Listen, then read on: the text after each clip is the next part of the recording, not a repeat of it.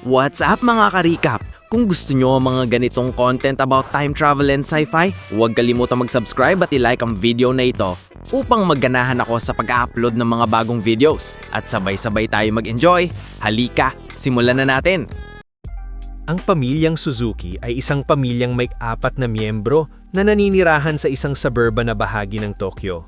Sa simula ng ating kwento, makikita natin sila sa kanilang maliit na apartment.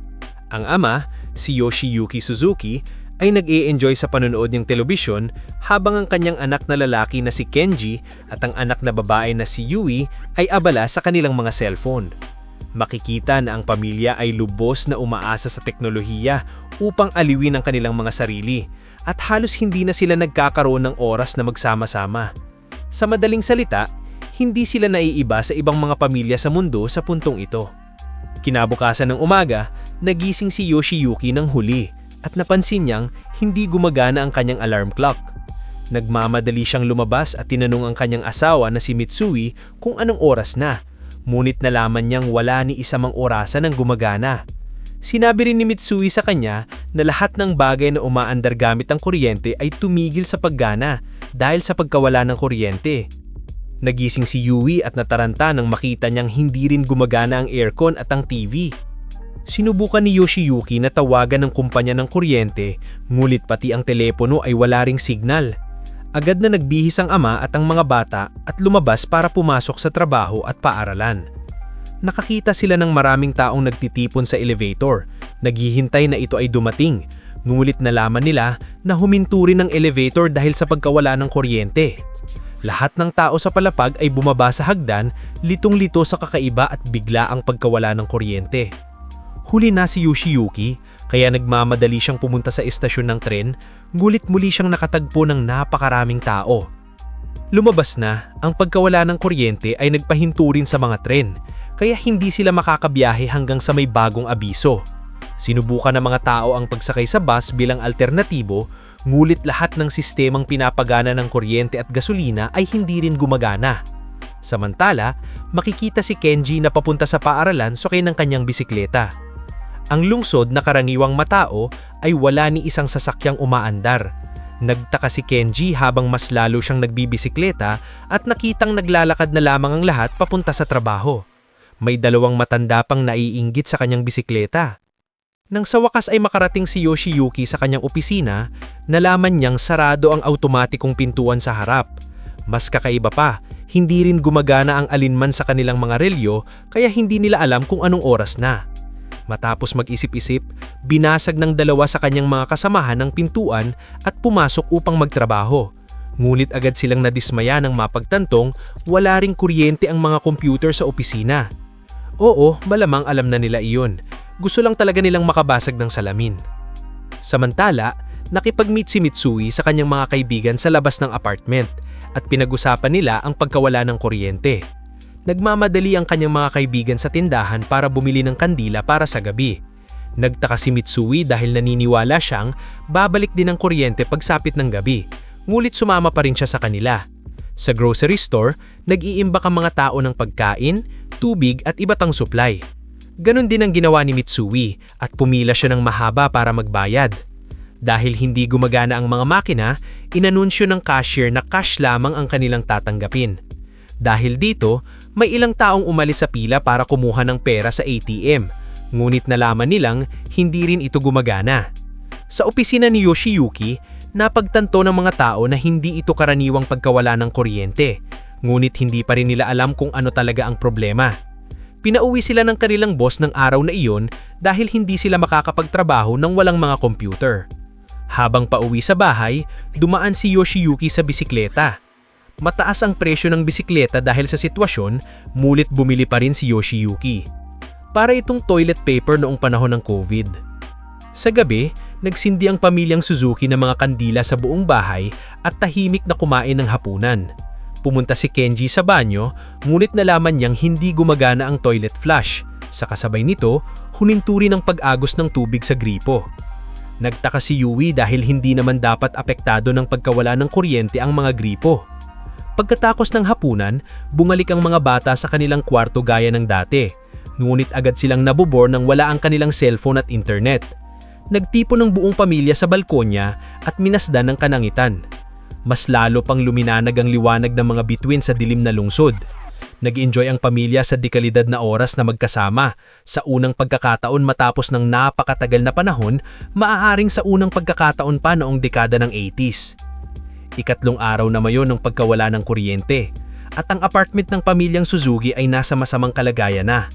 Nagpatong-patong ang maruruming pinggan sa lababo dahil sa kakulangan ng tubig at nakasangbing kung saan-saan ang maruruming damit. Sa loob lamang ng 3 araw, lubhang nagbago ang pamumuhay ng mga tao walang ang kuryente. Sa opisina ni Yoshiyuki ng araw na iyon, sinabi ng kanyang nakakataas na wag munang pumasok ang lahat hanggang sa bumalik ang kuryente. Tumutol si Yoshiyuki, sinasabing kung hindi sila magtatrabaho ay wala silang kikitain. Nguit sinabi ng kanyang senior na unahin na lang niyang unahin ang kanyang pamilya.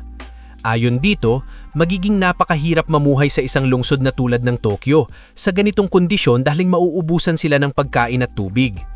Sa labas ng opisina, nakita ni Yoshiyuki ang kanyang senior na umalis sa probinsya kasama ang kanyang pamilya. Pinag-isipan ni Yoshiyuki na gawin din iyon, mulit may pag-asa pa rin siyang babalik ang lahat sa normal. Lagoon, nakita si Mitsui na pumunta sa isang kalapit na tangke ng tubig upang kumuha ng tubig. Ngulit siya at ang iba pang tao ay pinalayas dahil pati ang tangke ay naubusan ng maiinom na tubig. Samantala, pumunta si Yoshiyuki sa bangko para mag-withdraw. Ngunit umuwi rin siya matapos masiksik at matulak ng mga tao. Ika-7 araw na ng pagkawala ng kuryente. Lahat ng grocery store ay naubusan na ng pagkain at supply, nagsara ang mga opisina at paaralan at tumigil ang operasyon ng lahat ng pabrika. Parami ng tao ang lumilipat sa probinsya at nagpasisya ring gawin iyon ng pamilyang Suzuki. Kinabukasan, maagang nag-impakang sila at umalis sakay ng kanilang mga bisikleta. Ang mga bata ay kanya-kanyang nagbibisikleta habang isinakay ni Yoshiyuki si Mitsui sa likod ng kanyang bisikleta. Kinailangan nilang bumili ng inuming tubig sa daan, ngulit sobra ang presyo nito sa lahat ng tindahan. Nakipagtawaran si Mitsui at nakakuha ng konting tubig sa mas mababang presyo.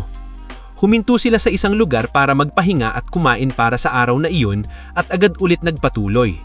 Sa wakas, narating nila ang paliparan kung saan balak nilang sumakay ng eroplano patungo sa layo ni Mitsui sa Kagashima, kung saan nakatira ang kanyang ama. Sinabi sa kanila na gumagana pa rin ang mga flights, ngulit na dismaya sila nang makita ang maraming taong nagrereklamo sa labas ng paliparan. Lumabas na kamakailan lamang ay kinakansela ang mga flights at hindi babalik hanggat hindi bumabalik ang kuryente.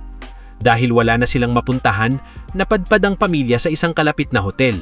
Sinamantala ng may-ari ng hotel ang kanilang sitwasyon at siningil sila ng napakamahal, ngunit hindi na nagreklamo ang pamilya.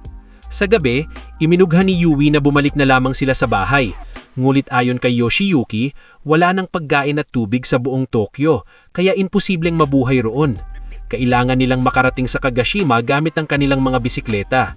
Kinabukasan, pumunta sina Kenji at Yui sa isang bookstore at kumuha ng mapa para gabayan ng kanilang paglalakbay. Samantala, ipinagpalit ng magulang ni Yoshiyuki ang 2 bote ng alak ni Yoshiyuki para sa isang bisikleta at konting pagkain. Pagkatapos, ipinagpatuloy ng pamilya ang kanilang paglalakbay. Makalipas ang ilang oras, narating nila ang isang highway kung saan marami ring mga biyahero na tulad nila ang papunta sa probinsya. Sa gabi, huminto sila sa isang kampo at nagpasisyang manihil doon kasama ang ibang naglalakbay. Isang mag-asawang nakakita sa kanila na umiinom ng tubig at humingi ng konti. Ngulit nagsinungaling ang pamilya na iyon na ang huli nilang bote. Kinain nila ang pagkain at nakatulog. Kinabukasan, nagpatuloy ang paglalakbay nila at napunta sa isang madilim na tunnel na puno ng mga bangkay. Tinulungan sila ng ilang matatandang babae upang makatawid doon. 16 na araw ng pagkawala ng kuryente. Nasa tabi ng ilog ang pamilya nang umubos ang kanilang huling bote ng tubig. Wala nang ibang paraan, kaya direktong uminom si Yoshiyuki ng tubig sa ilog. Pagkatapos nilang umalis sa tabi ng ilog, tinamaan sila ng napakalakas na bagyo na pumilit sa pamilya na iwan ang kanilang mga bisikleta at gamit upang maghanap ng masisilungan. Pagkatapos ng bagyo, bumalik sila sa kanilang mga bisikleta at natuklasan na nasira ang isa sa mga gulong. Bukod pa dito, nasira rin ang lahat ng kanilang damit at supply ng pagkain. Hindi nagtagal nakarating sila sa isang kalapit na bayan At ang mga bata ay naghanap ng pagkain at tubig. Iniwan sina Yoshiyuki at Mitsui upang magpahinga. Nasabik sila nang makakita ng isang grocery store, ngunit nakita nilang ubos na ang lahat sa section ng pagkain. Naghahanap si Kenji ng gulong ng bisikleta, ngunit sold out na rin ang mga ito. Nakakita siya ng battery water na isa lamang distilled water at maaaring inumin. Nakakita naman si Yui ng pagkain ng pusa at dinala ito pabalik sa kanilang mga magulang. Unang beses niyang natikman ng pagkain ng pusa at nasuklam siya rito, ngunit napilitan ng pamilya na magkompromiso upang mabuhay. Inayos ni Kenji ang gulong gamit ang takip ng kanyang cellphone at muli nilang ipinagpatuloy ang paglalakbay. Nabuhay sila sa battery water at pagkain ng pusa sa loob ng isang linggo bago nila nakasalubong ang isang grupo ng mga camper sa ika-22 araw. Tinuruan sila ng mga camper tungkol sa mga damong maaaring kainin sa gilid ng kalsada. Kinunan ng isa sa kanila ng litrato ang pamilya gamit ang isang hindi digital na kamera at nangakong ipadala ito sa kanila kapag bumalik na ang kuryente. Naglakbay silang magkakasama ng ilang oras at pagkatapos ay naghiwa-hiwalay na ng landas. Pagsapit ng ika-43 araw, nakarating sila sa harap ng isang aquarium kung saan nangingisda ang mga tao at kinakain ng kanilang huli. Masayang pumila ang pamilya dahil kaunti na lamang ang natitira nilang pagkain. Ngunit pagdating ng kanilang turn ay ubos na ang lahat. Nakiusap si Yoshiyuki sa lalaking nagbebenta ng isda na bigyan ng mga bata. Ngunit siya ay hindi pinansin. Bigong-bigong ipinagpatuloy ng pamilya ang kanilang paglalakbay. Ngunit agad silang nanghina dahil sa kakulangan ng pagkain at tubig. Isang araw, napadpad sila sa isang bukirin kung saan muntik nang kumain si Yoshiyuki ng isang insekto. Biglang nakita nila ang isang baboy sa malapit. Natuwa ng labisang pamilya nang nahuli ito ni Yoshiyuki. Ngunit nag-alinlangan silang katayin ito kahit pa gutom na sila. Biglang lumapit ang isang lalaki at siya mismo ang pumatay sa baboy. Ipinakilala niya ang sarili bilang si Tanaka at hiniling sa pamilya na tulungan siyang dalhin ang baboy sa kanyang bukid. Sa kanyang bahay, pinakain niya ang pamilya ng isang masarap na pagkain. Linantakan nila ito dahil ilang araw na silang nagugutom. Sa loob ng sumunod na isang linggo, nanatili sila kina Tanaka, ngulit pagkatapos ay nagpasya ring ipagpatuloy ang kanilang paglalakbay patungo sa nayon. Makalipas ang 3 araw, napunta sila sa tabi ng isang ilog. Napag-alaman nilang luma na ang mapang kanilang sinusundan, kaya kailangan nilang tumawid ng ilog upang makarating sa kanilang patutunguhan. Gumawa sila ng isang pansamantalang balsa mula sa mga piraso ng kahoy at matagumpay na nailipat sina Mitsui at Yui sa kabila. Pagkatapos, bumalik sina Yoshiyuki at Kenji upang kunin ang mga bisikleta. Ngulit biglang umulan at bumilis ang agos ng tubig na inanod si Yoshiyuki. Pilit siyang sinagip ni Kenji, ngulit ang natampuan lamang niya ay ang peluka ng kanyang ama sa tubig. Naupo ang pamilya sa tabi ng ilog at imiyak dahil hindi nila alam na kalbo pala si Yoshiyuki. Dahil sa pagdadalamhati sa paggamatay ni Yoshiyuki. Makalipas ang ilang panahon, ipinagpatuloy ng 3 ang kanilang paglalakbay nang naglalakad. Umabot sila hanggang ika-74 na araw dahil sa mga pagkain na iipon nila mula kina Tanaka. Habang naglalakad sila sa kahabaan ng riles ng tren, biglang inatake ng mga aso si Mitsui at siya'y nahulog mula sa daan. Tumakbo ang mga bata upang iligtas ng kanilang ina at natuklasan nilang bali ang binti niya. Naibalik nila siya sa riles, ngulit muling inatake ng mga aso. Bigla nilang narinig ang inay ng isang steam train. Labis ang kanilang kagalakan nang huminto ang tren sa riles upang isakay sila. Dahil ito ay pinapaandar ng uling, nananatili pa rin itong gumagana. Inasikaso ng mga tao sa loob ang sugat ni Mitsui at tinulungan ng pamilya. Sa sumunod na eksena, makikita ang katawan ni Yoshiyuki na inanod pabalik sa ilog. Sa kabutihang palad, gumising siya at nakarating sa isang malapit na truck. Sakto namang dumaan ang steam train na sinasakyan ng kanyang pamilya. Gumamit siya ng isang smoke torch upang makuha ang atensyon ng mga tao. Sa wakas, huminto ang tren at masayang muling nagkakita ang pamilya. Isinakay siya ng tren patungo sa kanilang destinasyon. Matapos ang maraming taon, muli nilang nakita ang ama ni Mitsui at nagsimulang manirahan kasama siya. Sa sumunod na eksena, makikita na lumipas na ang 2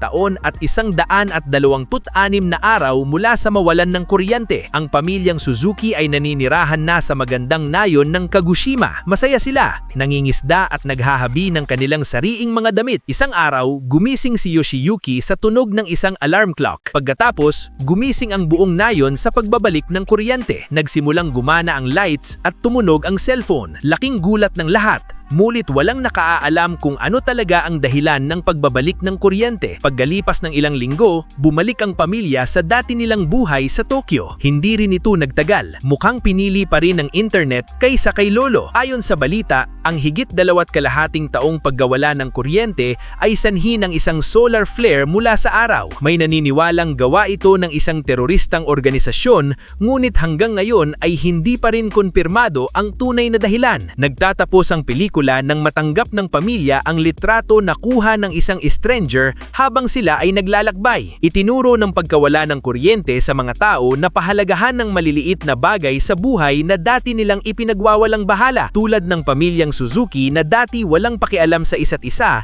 ngunit mas napalapit kaysa kailanman dahil sa mga paghihirap na nilang hinarap. Isang mundong walang teknolohiya, ito ang pinakamatatakuting pelikula na ibinahagi namin hanggang ngayon. Mag-subscribe para sa mas marami pang ganitong video, i-on ang notifications at mag-like para masuportahan ng channel. Maraming salamat sa panonood! Sana nag-enjoy kayo mga ka-recap. Anong masasabi niyo sa movie natin ngayon? Mag-iwan ng komento sa baba. At huwag kalimutang mag-subscribe sa ating channel para sa mga new updates at uploads. Kita-kits sa susunod na kwento. Salamat at mag-iingat tayong lahat!